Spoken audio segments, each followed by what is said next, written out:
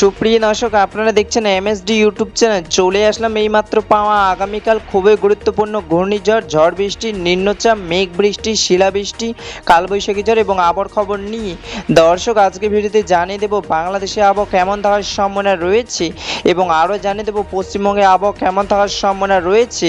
আগামীকাল 24 ঘন্টা আবহাওয়ার পূর্বাভাসে কী জানিয়েছে আবহাওয়া দপ্তর, আরও জানিয়ে দেব স্যাটেলাইট ওয়েদার অবজারভেশন রাডার অনুযায়ী কেমন থাকার সম্ভাবনা রয়েছে আগামীকাল আপনাদের জেলার আবহাওয়ার পরিস্থিতি। তাই প্রিয় দর্শক, ঝটপটে ভিডিওটিকে লাইক দিয়ে চ্যানেলটিকে সাবস্ক্রাইব করে পাশে থাকা বেল আইকনটি অন করে দিন এবং কমেন্টে জানিয়ে দিন আপনি কোন জেলা থেকে আজকের আমাদের খবরটি দেখছেন এবং এই মুহূর্তে আপনাদের জেলার আবহাওয়ার পরিস্থিতি কেমন। দর্শক এবার জানিয়ে দিচ্ছি এক নজরে। দর্শক এবার সরাসরি চলে আসলাম মেঘ বৃষ্টির স্যাটেলাইট পুরো চিত্রে এবং এই মুহূর্তে দেখতে পাচ্ছি আজ এবং আগামীকাল 24 ঘন্টায় বাংলাদেশে 8টি ভাগে 64 জেলা আকাশ মেঘলা থাকার সম্ভাবনা রয়েছে।